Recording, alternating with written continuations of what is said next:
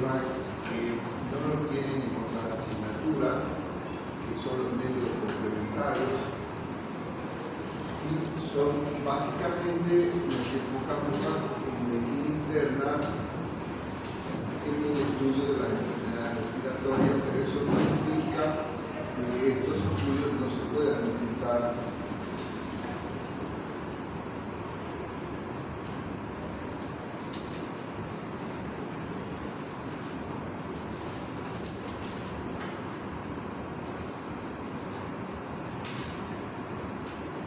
en el análisis de otros órganos del cuerpo. Entonces, cuando hablamos de métodos complementarios, lo que tenemos que considerar siempre, ya han leído la ley 31 y 31, que son los riesgos y beneficios, y que tenemos que tener el consentimiento informado para los pacientes. Entonces, nosotros ponemos en una balanza: ¿lo necesito para mi diagnóstico?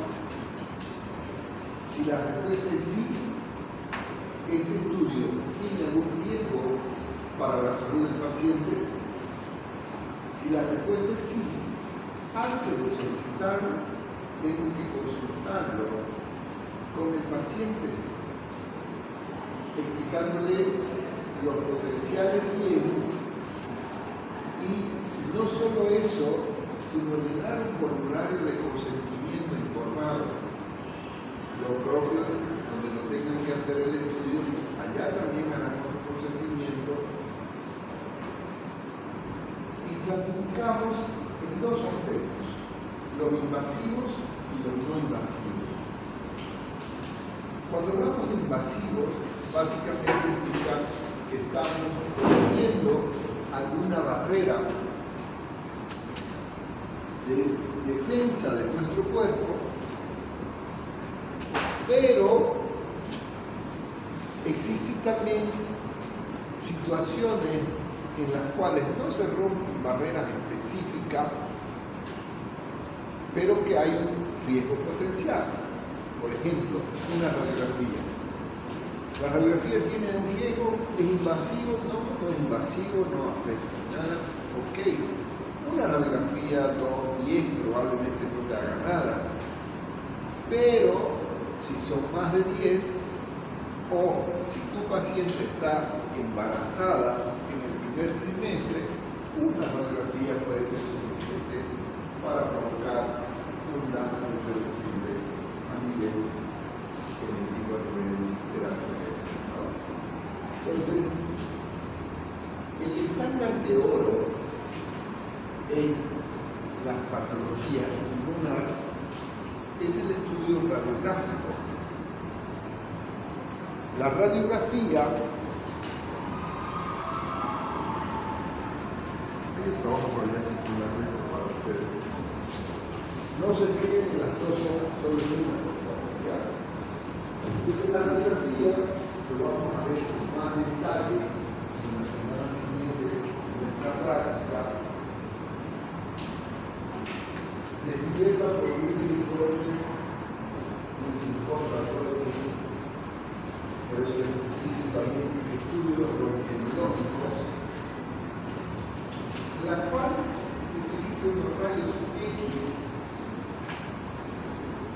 porque no se identificaba qué tipo de onda en ese tiempo de su descubrimiento. Esta emisión de rayos a través del emisor luego es captada por una película fotográfica y detecta sombras. Y estas sombras dan cierto contraste, las cuales nos permiten reconocer los órganos normales o cuando presenten alguna alteración que no conocemos.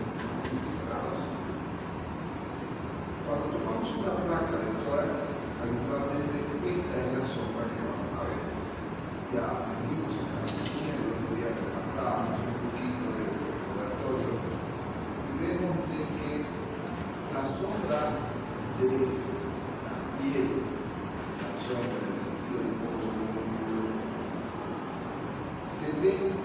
escala de grises, desde lo más blanco hasta lo más oscuro, tenemos aérea, oleosa, calcio, aérea, oleosa, agua, calcio y una quinta que en ocasiones está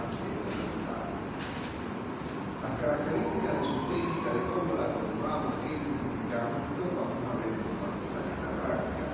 Y vamos a aprender a reconocer además qué tipo de alteraciones tenemos. Esto porque lamentablemente en nuestro peso no hay una materia que llegue específicamente en cardiología. En cardiología, en su formación de cardiología, interpretaron imágenes cardiológicas radiográficas. Entonces, ahí vamos a repasar un poco, vamos a hacer el índice cardiovascular, que lo vamos a hacer en la práctica. Y vamos a poder identificar si hay una neumonía, si hay una tórax, si hay un derrame pleural, si hay un tumor, si hay una cardioplegaria, si hay una neumonía. La mayoría de las patologías pueden interpretarse con la ayuda de la radiografía.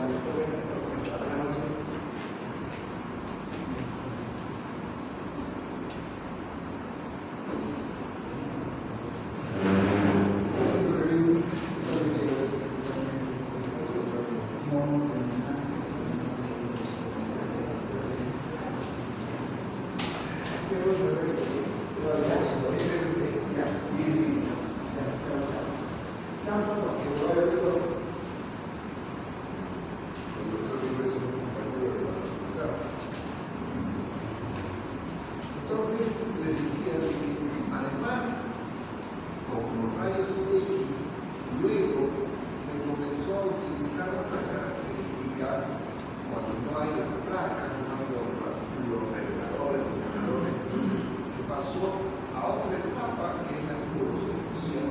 Vamos a ver en un instante los fluoroscopios modernos son digitales y no se combinaban con el C. Y en ocasiones podemos tener una lesión en ese tórax que justo está por detrás o por delante del corazón, que no es fácil reconocer, entonces tuvimos que ver una lateral, pero con el avance de los rayos X se viene una combinación de más excelente de 1972, gracias a Monsieur Delphin, que con la ayuda de una computadora se interpretan las imágenes y esto da inicio a ver con más detalle las sombras de la fotografía organizada. Pero además, nosotros con la radiografía, si utilizamos un contraste varios yoros de la parte del tórax, podemos visualizar mejor todavía lo que son la tráquea o lo que son los vasos. Gracias a estos estudios de contraste, con la radiografía podemos ver, por ejemplo, que había un infarto de miocardio, como es una coronación o un estudio angiográfico,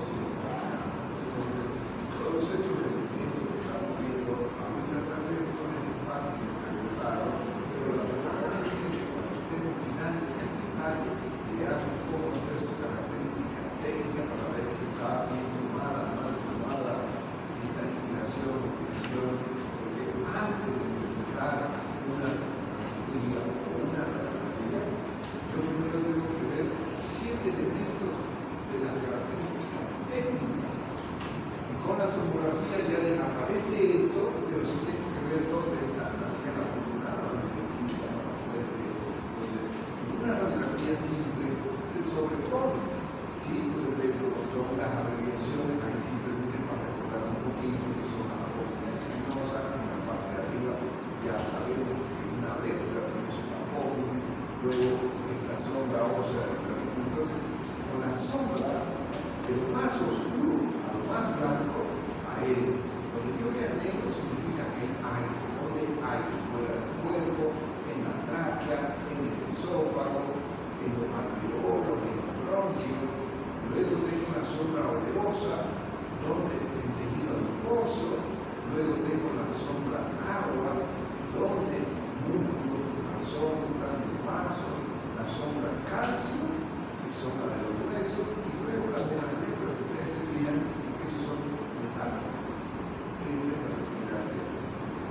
Entonces, con esa sombra, yo sé que el corazón es un tejido, es una masa muscular, entonces tiene que tener densidad agua.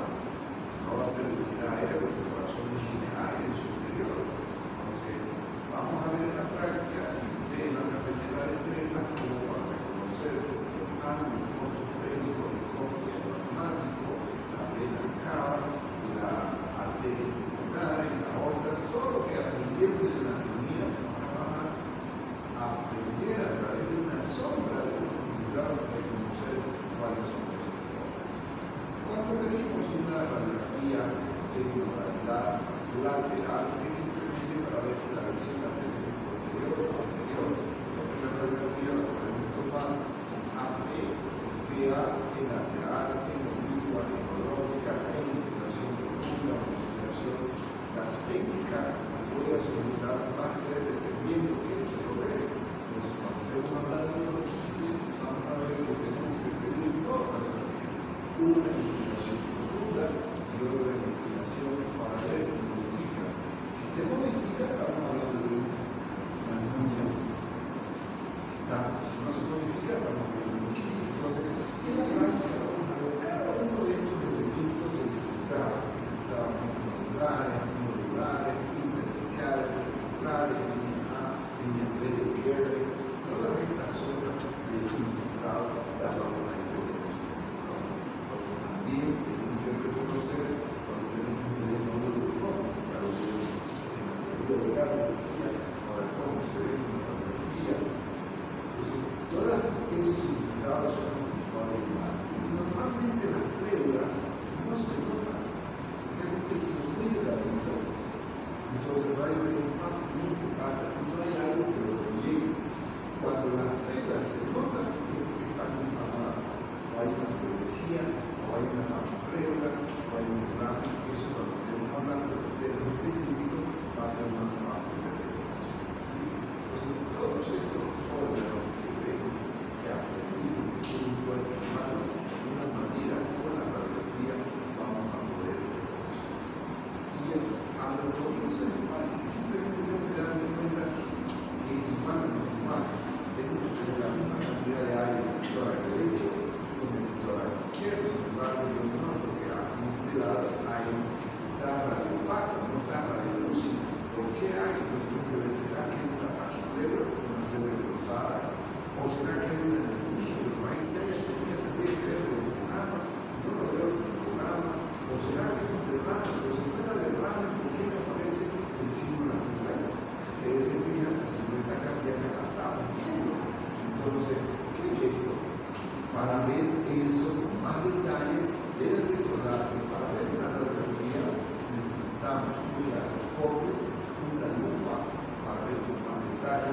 Hoy, ustedes son médicos del siglo XXI, ya rara vez van a usar un microscopio, puede ser lo que tiene en su consultorio, van a tener de ahora, porque ya la radiografía ahora en la teoría es muy digital, simplemente nos mandan un láser, y nosotros entramos ahí a donde está cuadrado y hacemos zoom, ampliamos ese proceso. Para ustedes es más fácil poder observar una radiografía. Porque vamos a ver la práctica, tenemos una lámina y tenemos también de manera digital. De ahí que todos estos detalles son los que vamos a poder a reconocer cada una de las áreas y a reconocer, por ejemplo, no tenemos experiencia, pero sí, yo me puedo dar cuenta que esto es diferente a lo normal, y hay un tema normal, y ¿por qué es diferente? Vamos a ver, ¿será que es una fuga? ¿O será que son fibrosis? ¿O será que son fibrosis inflamatorias? Lejos no lo voy a ver, pero si me acerco, eso es la práctica para poder ver una radiografía tenemos que estar a una distancia de 30 centímetros. Si yo lo veo mirando la radiografía a 2 metros, por supuesto que puedo dar cuenta de los huesos, de los detalles, no lo vas a ver, por eso es que se requiere de una lupa para ver esas cuestiones pequeñitas, ¿no? Entonces, esto lo vamos a trabajar. Ya vamos a avanzar que es una anatomía, vamos a mejorar la semiología de esta anatomía, que es lo que estamos aquí, en esta radiografía.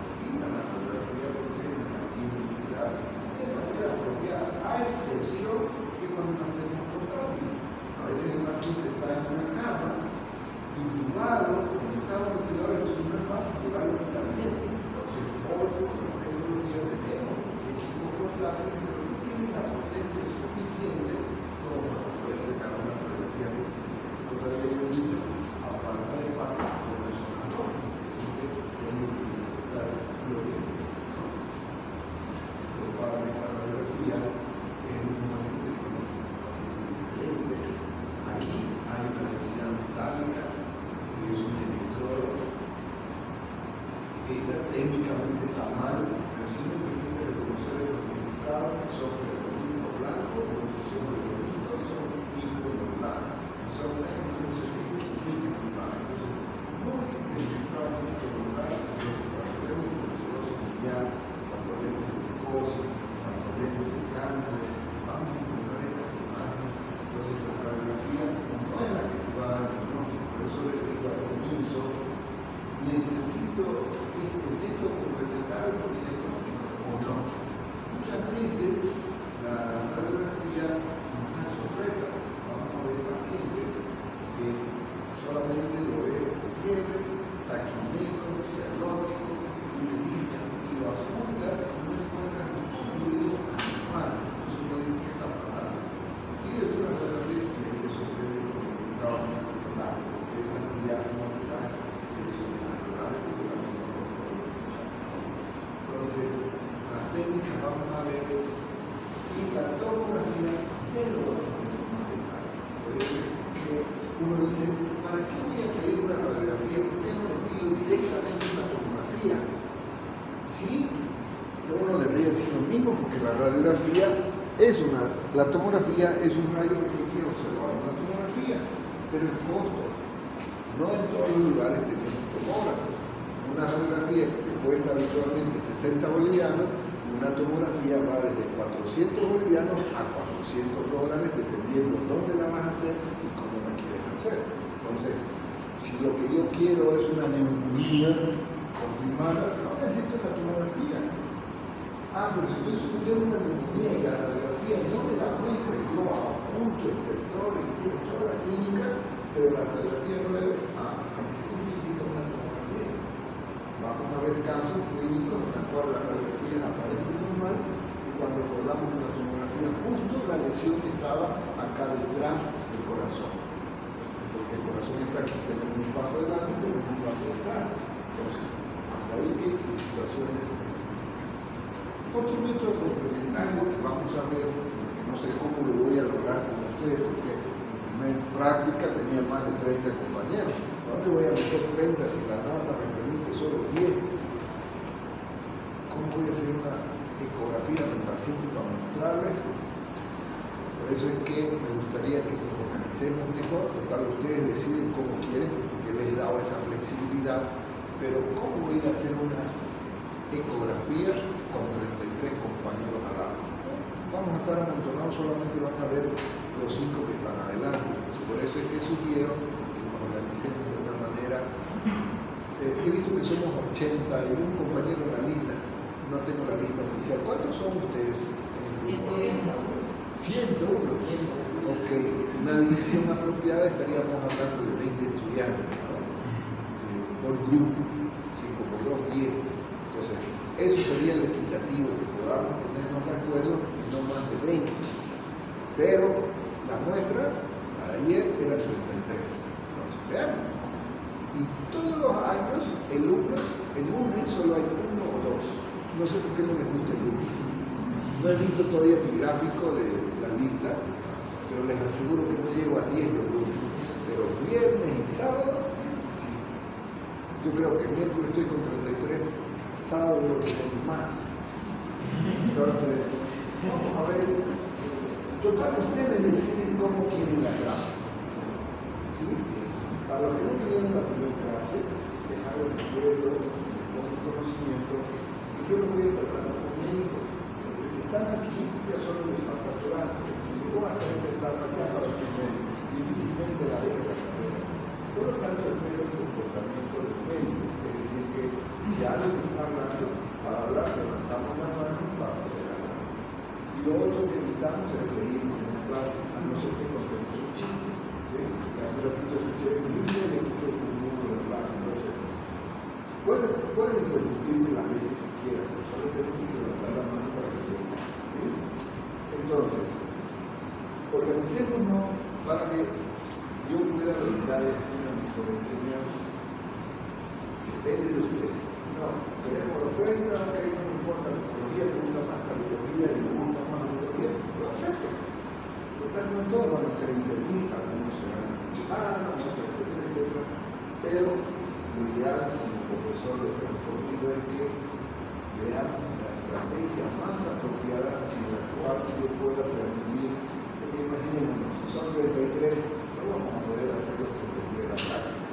Entonces lo voy a dividir los 33, esta semana tienen 10, la otra semana 10, la otra semana 10, es decir que de las 12 semanas solamente van a haber 4 pacientes. En cambio, si no organizamos las 11 semanas, voy a ver pacientes. Pero eso depende de ustedes, el hospital no me permite meter 30 y por respeto al paciente tampoco podemos tomar. En semiología vamos a tomar. Si me ayudan con ese aspecto va a ser mejor. Entonces, otro estudio que hoy está de moda para la parte pulmonar, no de moda, sino que bajaron los costos y con el COVID, en vez de hacer tanta radiografía para no irradiar a las personas, vimos que la ecografía es un buen método complementario para ver neumonía, para ver derrame. Entonces, ¿la ecografía es invasiva o no es invasiva? ¿Tiene riesgo para el paciente? Ninguno. ¿La radiografía es invasiva o no es invasiva? No es invasiva. Puedo hacerla invasiva si voy a meter contraste. ¿Sí? Entonces, pero tiene riesgo. En cambio, una ecografía no tiene riesgo. Es más económica. Pero ¿cuál es la desventaja? Que no todos los centros tienen ecógrafo. Entonces, tenemos que estar en una ciudad, porque si estás en provincia, no todos los lugares van a invertir 30.000, 40.000 euros de ecógrafo, nos costó $65.000. El hospital lo puede pagar, nosotros pagamos impuestos, pero en una comunidad generalmente los ecógrafos. Y hoy la ecografía está en el bolsillo. El otro día voy a una feria, $5.000, un ecógrafo, el software, y me lo dan en mi celular. Entonces, el traductor inalámbrico ya no tiene que estar conectado. Simplemente enciendo el botón y se conecta. Hermoso para ser portátil. Pero claro, ese es traductor, no puedo hacer lo que hago con este, traductor ginecológico, traductor convexo y traductor lineal. Me imagino que lo puedo comprar también, ¿no? Pero la calidad de imagen no está tan mala. El celular en una resolución han visto cómo está la calidad ahora de la imagen del celular en una resolución. Entonces, pero si tenemos suerte de que no seamos luz muy abundante, vamos a poder hacer la ecografía porque no hago guardia de emergencia, tengo disponibilidad del equipo. Entonces, o si nos organizamos, podríamos ver los días que estoy de turno dividido.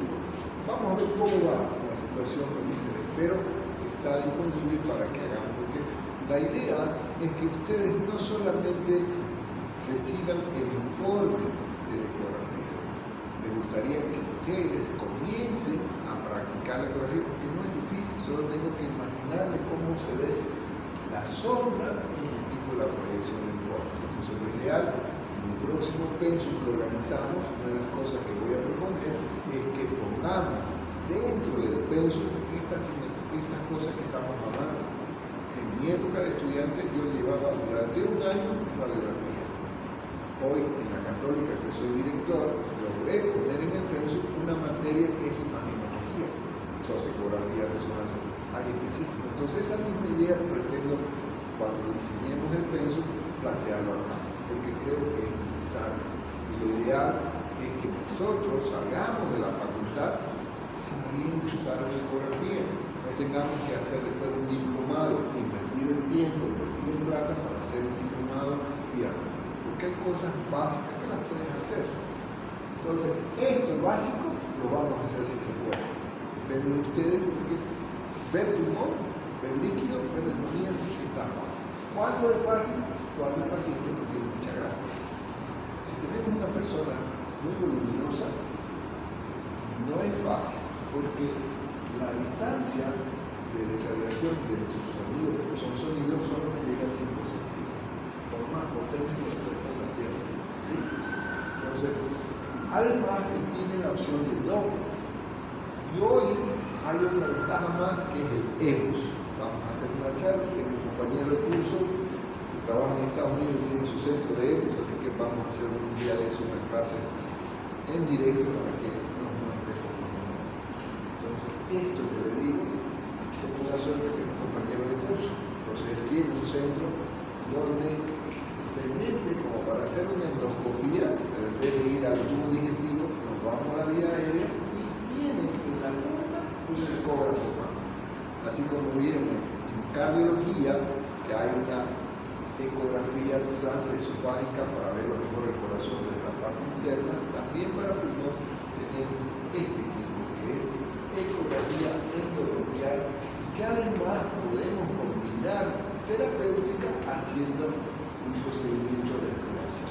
Entonces, cuando voy a pedir una endoscopía, una EBUS, de abreviación en inglés, endobronchial ultrasonography, vamos a ver el cáncer, cuando no estamos seguros, vamos a ver sarcoidosis o cuando tenemos un dolor mal. Y la tomografía lo vamos a ver con detalle.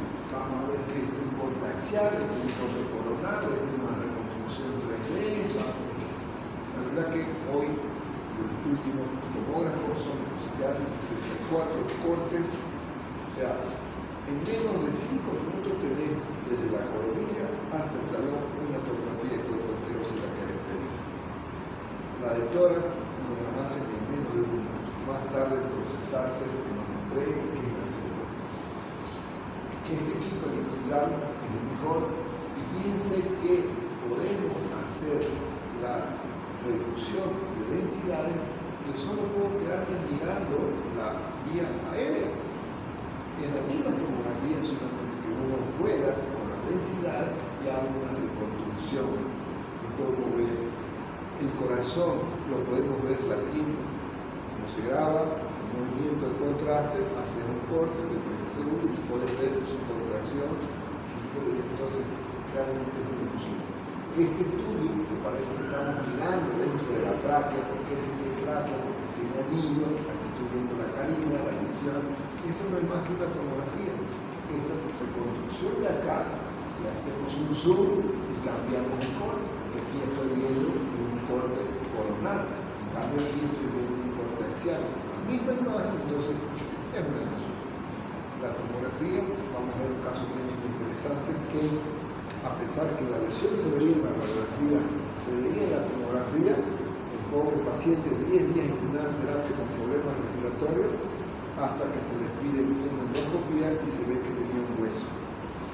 Pobre muchacho, lejano al accidente de tránsito, quedó tequeado, secuelado, epilepsia, comiendo le vino su confusión probablemente y llegó consciente.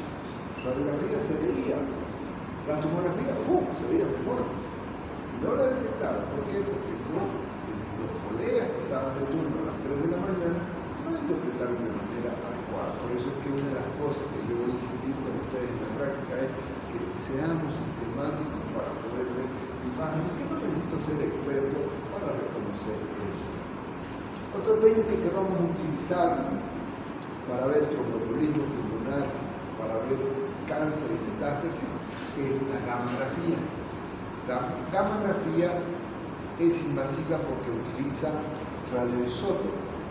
Podemos tener una gamografía para ver la perfusión, es decir, el intercambio gaseoso, y otra para ver la perfusión, es decir, el rellenado de la circulación.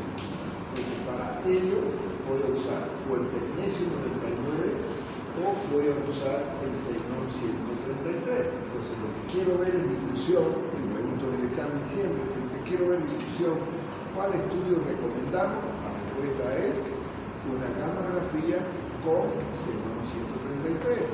Si lo que quiero ver es un tromboembolismo para ver si hay circulación o no, voy a pedir para ver la perfusión con tecnesio 99. Y hoy, lamentablemente, no lo tenemos este equipo en Santa Cruz, solo está en La Paz y fuera del país.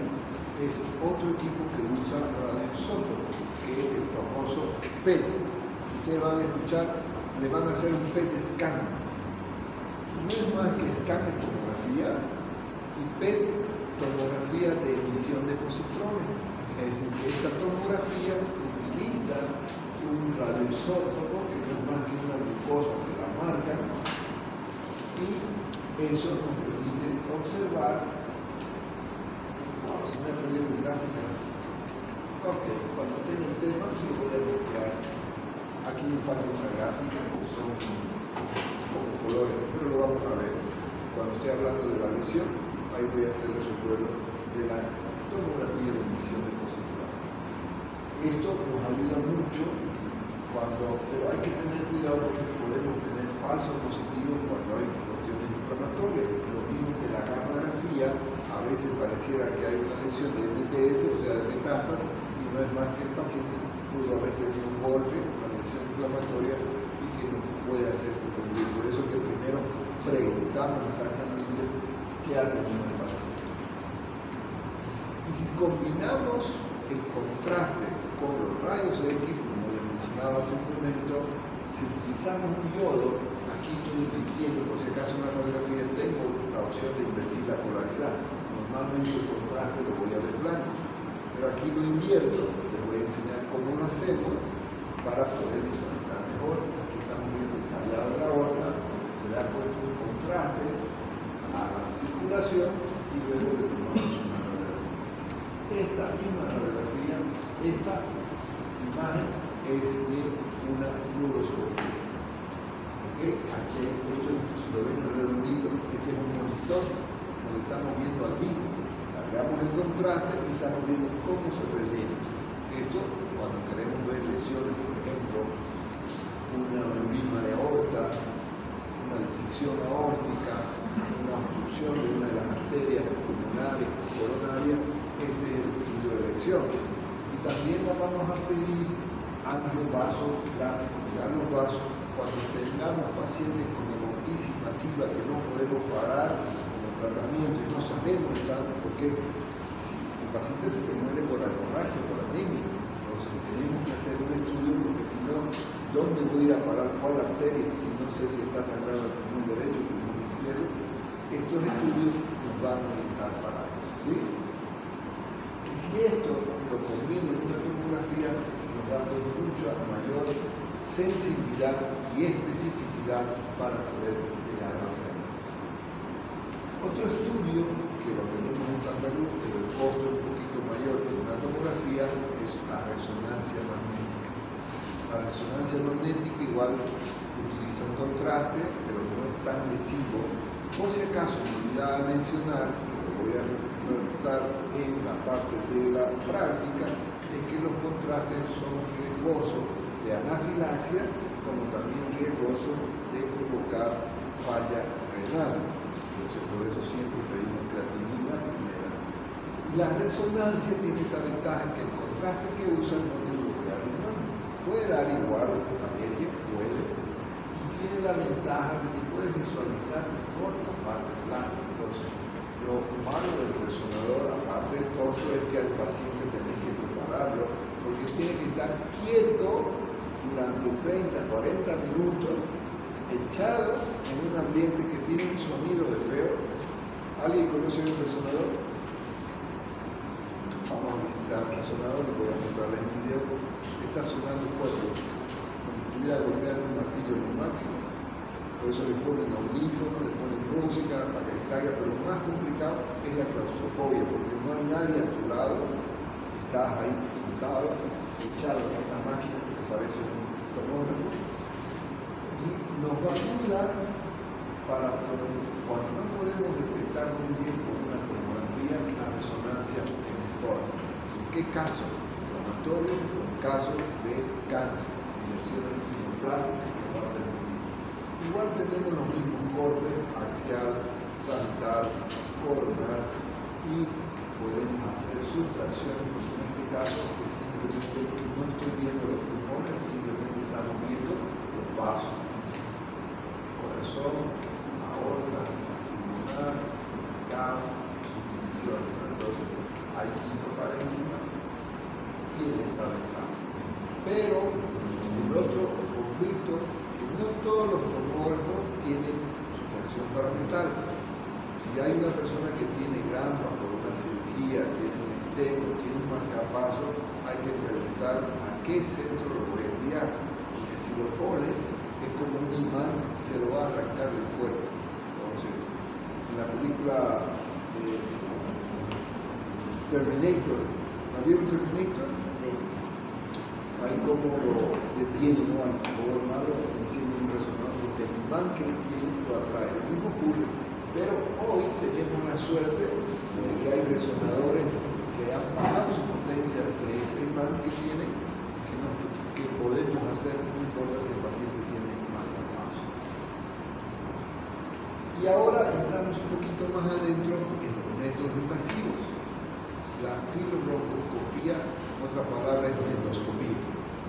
Fibrobroncoscopio o endoscopio son sinónimos, ¿sí? El más común lo conocemos como endoscopía, pero el término es fibrobroncoscopio. Hoy tenemos la suerte que los fibrobroncoscopios son más delgados que el dedo meñique. Por lo tanto, ya podemos entrar a zonas delgadas que antes no podíamos hacer. Entonces, y otra de las ventajas que tiene, fíjense, pareciera que estamos haciendo una endoscopía digestiva, pero no es digestiva, estamos en la vía aérea. Entonces, hay obstrucción, hay cuerpo de cráneo, hay sangrado, hay lesiones, hay procesos neoplásicos, hay lesión corporal.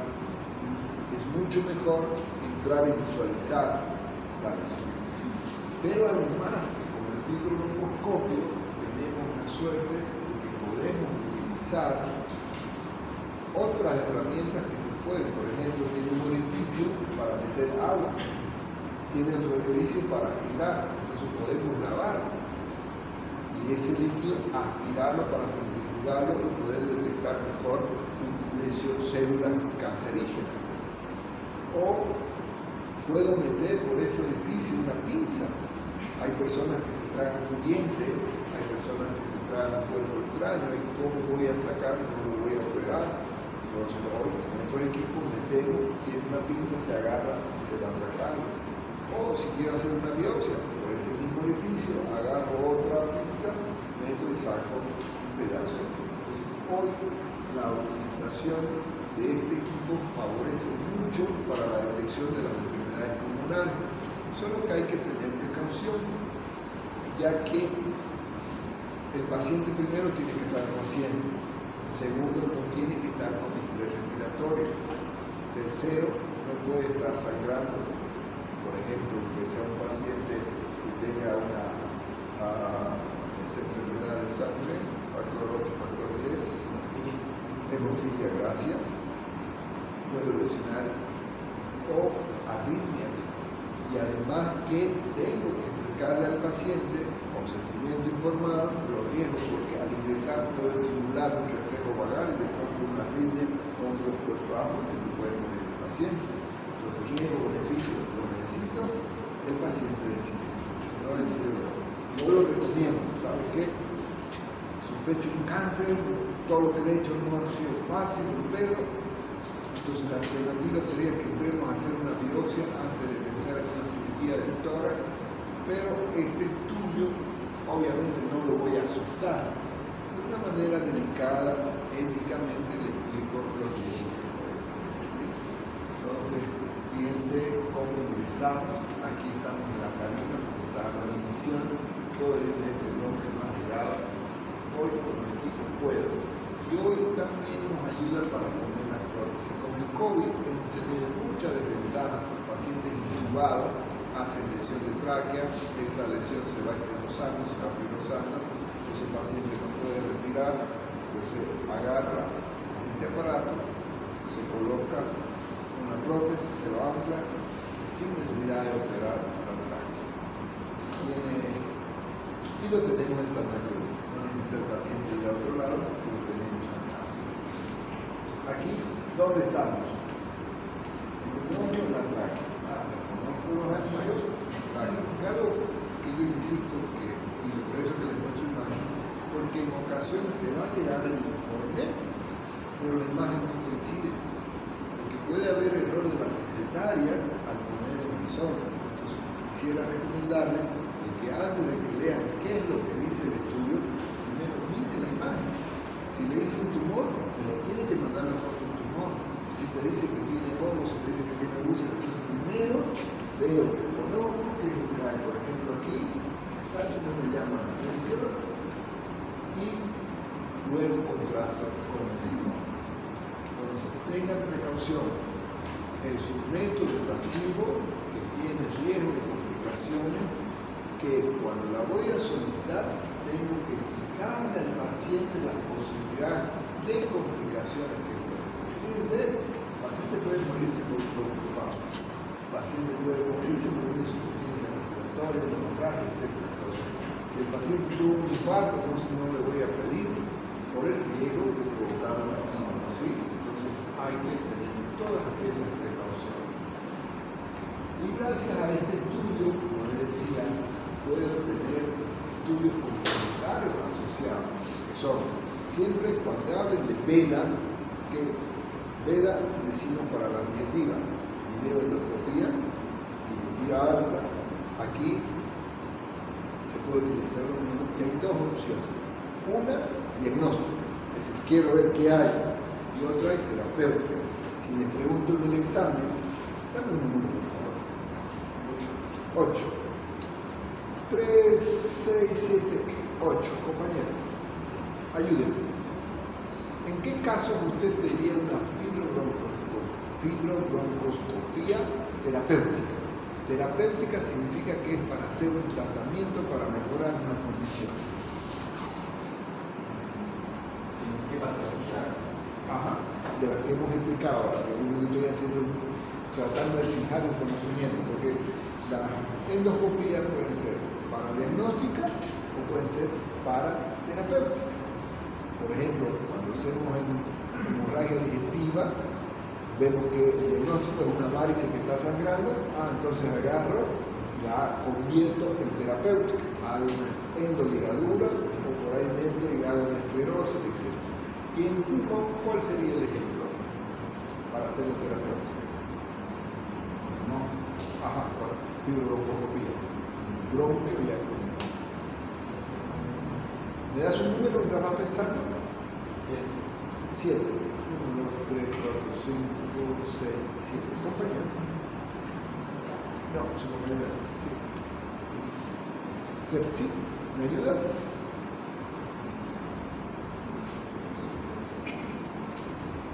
Acuérdense, si hay un cuerpo extraño, tengo que sacar, eso es tratamiento, eso es terapéutico. ¿Sí? ¿Qué otra cosa? Acabo de decirles, si hay una estenosis de la tráquea, que el paciente se está muriendo porque no entra aire, hago un procedimiento colocando la colocación de una prótesis, ya la convierto en terapéutica.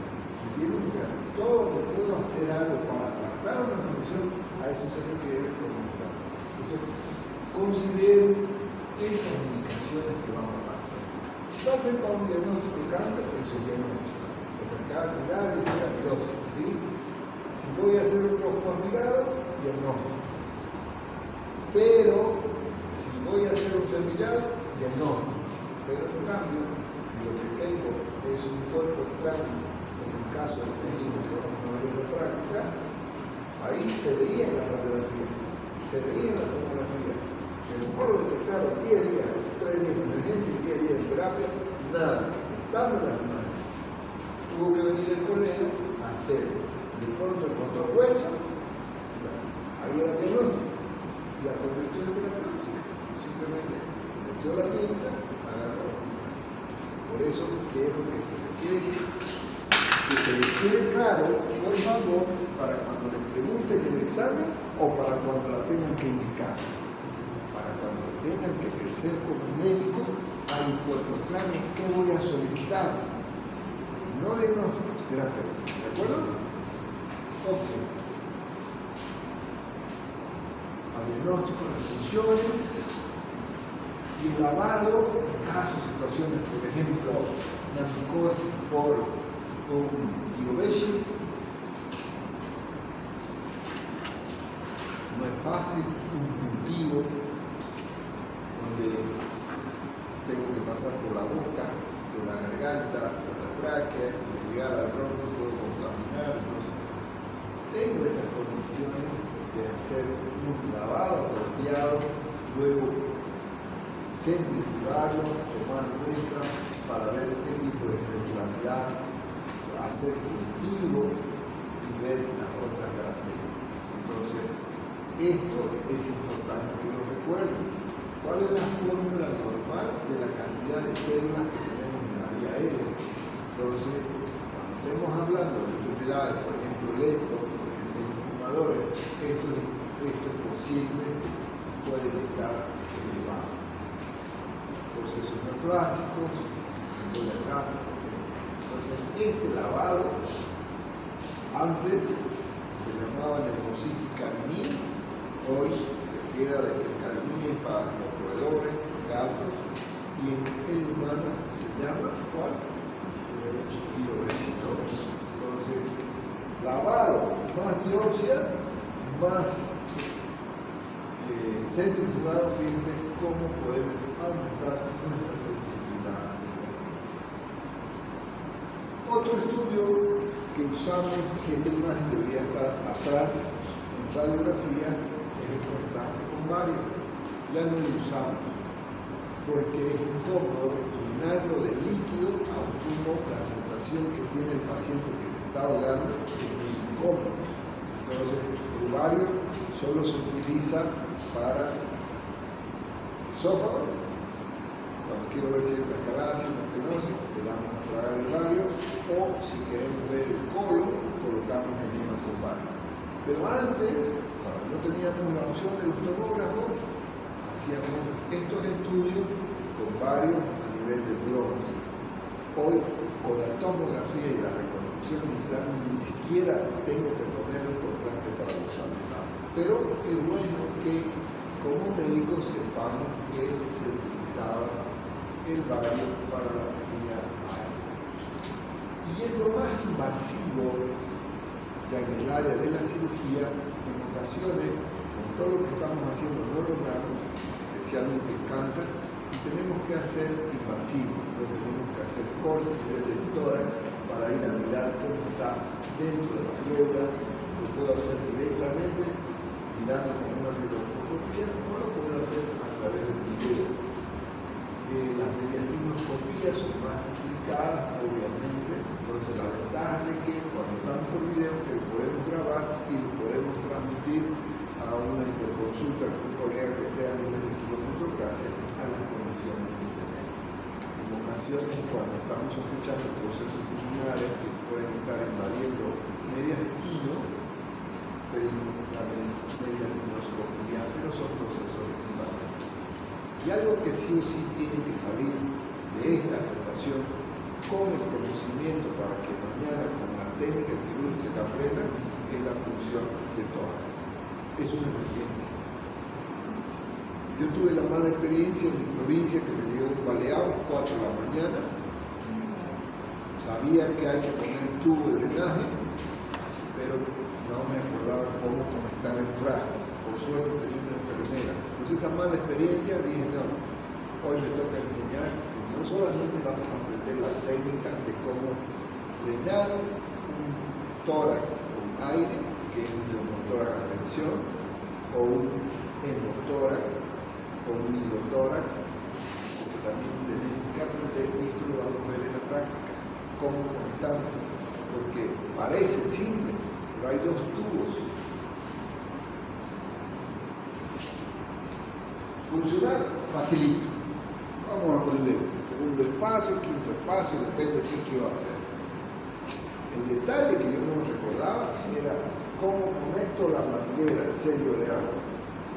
Tengo 2 cuellos, ¿a cuál tubo? Solo tengo que colocar el tubo que está por debajo del nivel de agua. Entonces, prefiero explicárselo en la práctica, mostrándoselo con el paciente para que se le grabe más y no le vaya a ocurrir lo que me ocurrió. Entonces, esto lo podemos hacer cuando hay situación de emergencia. No necesito tener un super material, basta con una brándula grande, salvo la vida. El periódico he visto que con un lapicero salvaron la vida. Y si se puede, lo puedes cortar. En un avión, un paciente se le reventó una bulla, por suerte había un cirujano en tórax ahí, y Y nosotros en el hospital, pues, si no tengo el tubo apropiado, me consigo una bránula, conecto un equipo de suero, me hago un suero de agua y le salvo la vida hasta que, porque un paciente se puede morir de tanta la presión que mete el diafragma, y si tenés una embulia, una perforación, esto comienza los alveolos a ser comprimidos por el mismo aire, que es el tórax de tensión. Y lo propio es como el líquido, cuando el derrame es muy importante, hace lo que llamamos tipo taponamiento y el paciente se te puede morir. Y esto lo vamos a aprender a reconocer el diagnóstico y a reconocer el tratamiento. Y con su práctica de cirugía, que ya vivieron técnica quirúrgica, asepsia, antisepsia, más lo que van a llevar en la materia el año que viene, estoy seguro que van a poder resolver. Lo que sí recomiendo, por ejemplo, esta noche en el turno me bajan un paciente de piso en insuficiencia respiratoria por derrame masivo. ¿Le coloco el tubo o no? No, porque mejoró con oxígeno y preferí esperar al otro día en que haya el material para hacer una biopsia. Porque al colocar el tubo ya estoy siendo invasivo y duele. Por más que ponga anestesia, no siempre tengo la técnica apropiada y duele.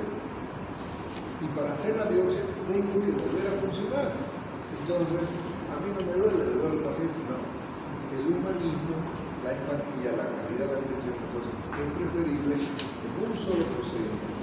Primero funciono, tomo la muestra y después hago mi examen. ¿Sí? El proceso, recuerden siempre, a no ser que sea emergencia y no tener para hacer la biopsia, ni modo. Pero lo ideal, si puedes programarlo, primero biopsia y después el drenaje del líquido o en neumotórax rara vez hacemos una biopsia. Cuando hacemos biopsia es cuando tenemos un virus bajo.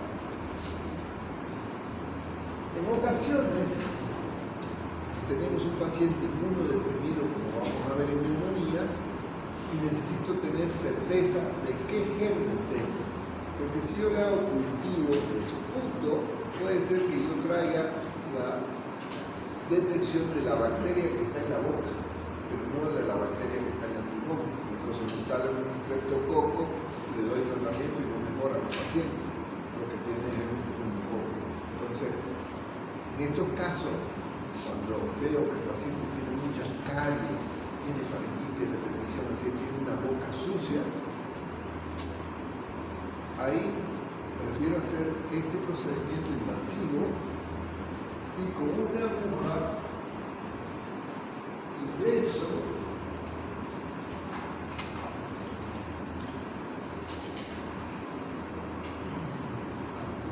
funcionamos.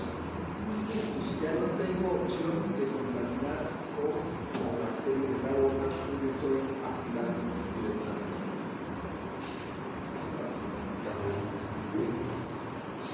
Y en ocasiones, esas raras, cuando estemos hablando de cáncer, van a ver que la única manera de poder llegar a un diagnóstico para ver dentro de los 10 tipos de cáncer es haciendo una biopsia.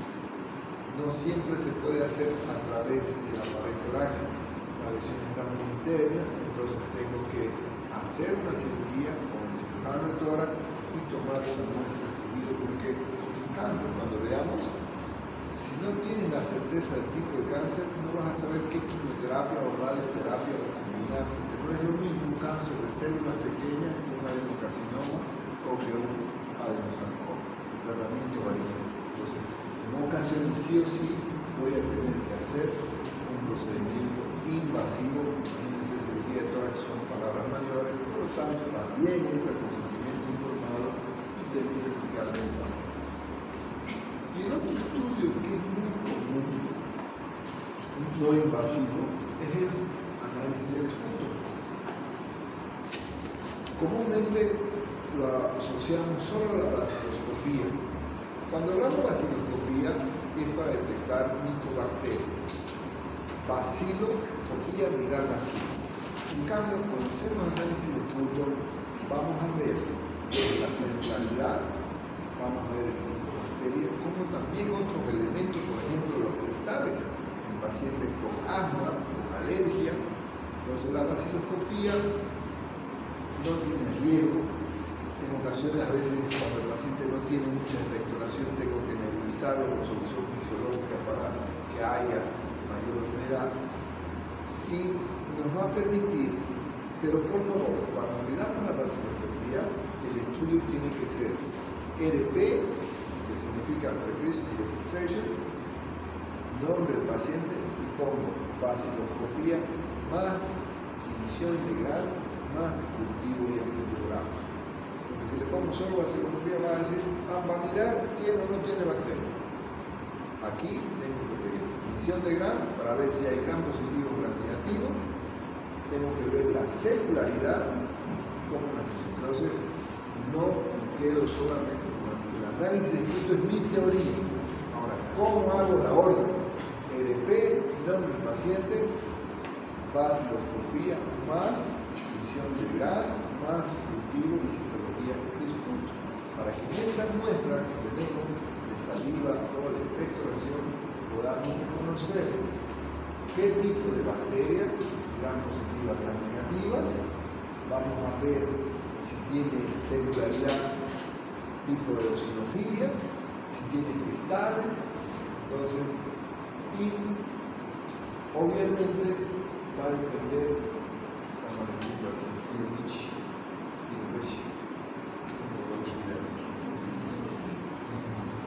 Ahora, tenemos pruebas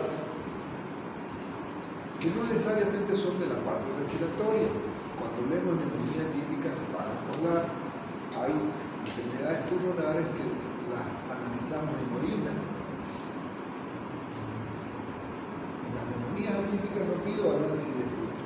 O si pido, tengo la posibilidad que no va a salir negativo, porque tengo que poder es en orina.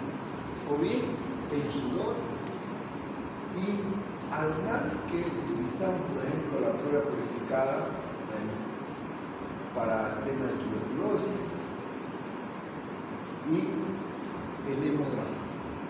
El hemograma nos orienta si tenemos un problema de anemia como causa de insuficiencia respiratoria, si tenemos un proceso infeccioso, bacteriano, leucocitosis con desvío a la izquierda, o es viral, tenemos desvío a la derecha, es decir, los linfocitos están aumentados. Y tenemos las pruebas funcionales. Las pruebas funcionales hablamos de gasometría y espirometría y DSO. La pletimografía casi ya no se hace. Entonces, cuando quiero ver cómo está funcionando el intercambio gaseoso, ahí que voy a pedir para medir CO2 y oxígeno, gasometría. Pero la gasometría además me permite ver cómo está el medio interno desde el punto de vista de los hidrogeniones, si hay acidosis o alcalosis, si es metabólica, si es respiratoria, cómo está su ANK, cómo está su lactato. ¿No? Y el test DLCO, ahí tenemos que ver de abreviación en inglés, difusión plan CO2. DLCO, que es la difusión pulmonar del dióxido de carbono. Pero esto es invasivo. En cambio, si no tengo esa opción, tengo alternativa de oximetría de pulso, pero ahí no va el pH, simplemente va a ver cómo está el oxígeno, y su otro sería el capnógrafo, que puedo medir la cantidad de CO2, pero no es completo. Entonces, lo ideal, quiero ver la prueba funcional, recuerden, gasometría. ¿Qué veo en la gasometría? Oxígeno, CO2, bicarbonato, lactato y pH. Son 5 elementos que me permiten valorar. Si lo que quiero ver cómo está la capacidad de difusión del dióxido de carbono, prueba el DLCO. Difusión del dióxido de carbono pulmonar. Si quiero ver cómo están la parte de los volúmenes, antes hacíamos la pletimografía, hoy realmente nos vamos específicamente a la espirometría. Tenemos en el laboratorio un espirómetro, practicamos en fisiología espirometría porque tenemos el laboratorio. Bien, entonces en el hospital también lo vamos a ver, va a ser más fácil para ver. Y la espirometría, básicamente, tres elementos quiero que se graben bien. Que el volumen expiratorio forzado a un segundo, eso cuando estemos hablando de EPO, de bronquitis crónica, de asma, quiero que lo vuelvan a recordar, como también la capacidad vital forzada y la curación. Entonces, ¿cuándo voy a pedir una espirometría? Para hacer el diagnóstico y para ver cómo está el resultado del tratamiento. ¿Está mejorando? ¿Tenemos un paciente que es asma o es bronquitis crónica o es EPO? ¿Qué me dice la espirometría? Con la prueba. La espirometría tenemos que hacerla con una prueba más. Que una cosa, los volúmenes, más la estimulación con un broncodilatador. Y en ocasiones, cuando no hay la respuesta con un broncodilatador, pero la clínica me dice que sí es un cuadro asmático, entonces lo estimulo. Y para eso utilizo la metabolina. Debo tener cuidado porque estoy produciendo una sustancia que va a provocar un dolor bajo. Y tengo que estar alerta con mis broncodilatadores para evitar las complicaciones. Entonces recuerden, voy a ver diagnóstico y voy a ver respuesta al tratamiento, es decir, monitorización de respuesta. Vamos a ver que en la práctica, cuando estamos hablando de las enfermedades, vamos a clasificar en enfermedades que son de tipo restrictiva y de tipo obstructiva lo mismo, es decir, bronquitis crónica, neumonía, asma, PAM. Cuando vemos cada una de ellas, ahí vamos a ver cómo espero encontrar estos valores. Y básicamente con estas que supamos identificar en estas cuatro columnas basadas en la capacidad vital forzada y el volumen expiratorio forzado en los 15 segundos versus su relación, más la función esperada, encontrando el 25%, yo puedo ver si el problema es restrictivo o es obstructivo. Y el obstructivo puedo tener una capacidad normal o disminuida, o puedo tener una obstrucción. Fíjense, normal o una institución. La interpretación de esas tres o cuatro curvas, dependiendo de la gráfica que nos dé, vamos a poder ver. Entonces, cuando vemos neumonía, telestasia, edema, lesiones tumorales, etc., vamos a repasar, vamos a volver a recordar cómo es el patrón de un espirometría. ¿Sí?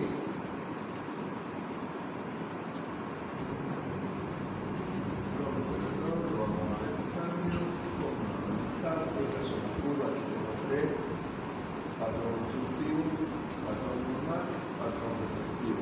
Casi no tengo uno, ¿no? Entonces, tenemos que terminar la rotación sabiendo interpretar una radiografía, qué patrón me presenta. Y lo bueno es que es fácil, porque simplemente, bueno, es fácil cuando recordamos los valores normales del funcionamiento, ¿no? Que no todos los resultados que trae la tablita de los valores normales, pero si nosotros hacemos caso a la sugerencia que les di a la primera clase, cuando hacíamos la evaluación diagnóstica, de recordar los valores normales fisiológicos, pues va a ser más fácil de interpretar. Entonces les decía, a veces la prueba del broncodilatador es negativa, pero el cuadro clínico es de asma, puede probar una prueba de metabolismo. Esto siempre se olvida cuando nos preguntan el examen. ¿En qué caso vamos a usar la prueba de metabolismo? En el tratamiento vamos a ver problemas de asma, la gasometría, lo que acabamos de referir nuevamente. Esto es DLCO. ¿Qué es DLCO? Difusión celular de monóxido de carbono. D, L, de pulmón. No. Ok. Este es el tema que teníamos preparado por ahora. Siguiente clase vamos a hablar de tuberculosis, que es una enfermedad muy frecuente que tenemos. Vamos a ir a la bronquitis, a las neumonías. ¿Preguntas? ¿Preguntas? Por favor. ¿Cuáles eran los gases que tenían Los dos, el CO2 y el oxígeno. Eso es lo que me digo, cómo está el intercambio de CO2. Tengo mucho CO2, no estoy eliminando. Tengo poco oxígeno, no estoy ingresando. Porque si se hace eso además, por sí puede tener que valorar oxígeno, dióxido de carbono, pH para ver si hay acidosis.